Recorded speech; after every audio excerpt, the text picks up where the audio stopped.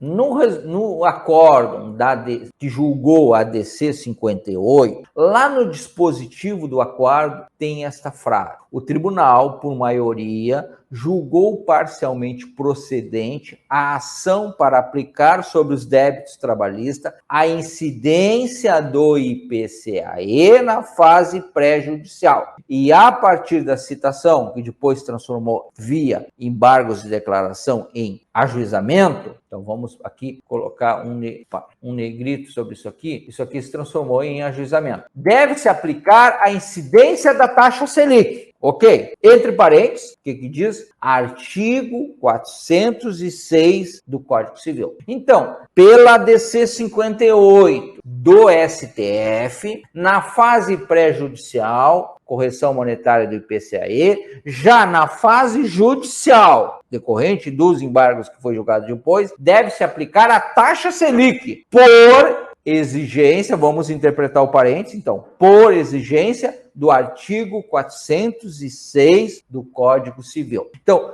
decorrente do artigo 406 do Código Civil, deva-se aplicar a taxa Selic. Então, para nós entendermos isto, o que temos que fazer? Ler o que está escrito no artigo 406 do Código Civil. Então, vamos lá. 406 do Código Civil brasileiro. Quando os juros de mora não forem convencionados ou forem sem taxa estipulada, ou quando provirem de determinação legal, serão fixadas segundo a taxa que estiver em vigor para a mora do pagamento de impostos devidos à Fazenda Nacional. Então, o que diz o artigo 406? Quando não há um juro fixado, que é o caso do débito trabalhista, deve-se aplicar o índice ou o percentual de juros de mora devidos para os impostos à Fazenda Nacional. Então, o que eu pago de juros de mora quando está em atraso um imposto devido à Fazenda Nacional? É esta pergunta que nós temos que fazer para concluir o nosso raciocínio. Então, o STF, no julgamento da DC 58, disse: aplica-se para os débitos trabalhistas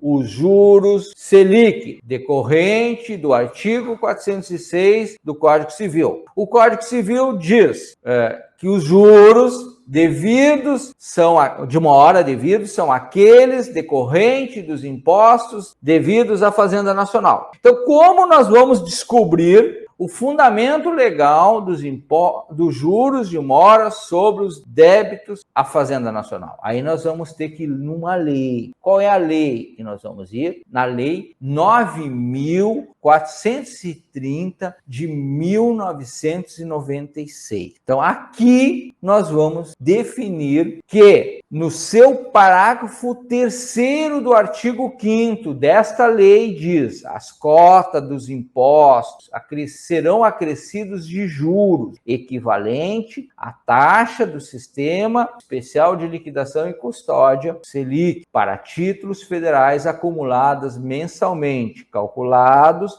a partir de janeiro do segundo mês subsequente ao do encerramento do período de apuração até o último mês anterior do pagamento e de 1% no mês de pagamento. Vejam que surgiu novidade. Eu aplico para os débitos da Fazenda Nacional o Selic acumulado e no mês de pagamento eu aplico o 1%, tá? Já também no parágrafo 3º do artigo 61 diz: os débitos para a União decorrente de tributos e contribuições administradas pela Secretaria da Receita Federal, cujos fatores geradores ocorrerem a partir de janeiro de 97, não pagos nos prazos previstos na legislação específica, serão acrescidos de multa de mora calculadas da taxa de 33 centésimos% por dia de atraso. E no seu parágrafo 3º diz: sobre os débitos que se referem ao artigo, incidirão juros de mora, calculados à taxa que se refere ao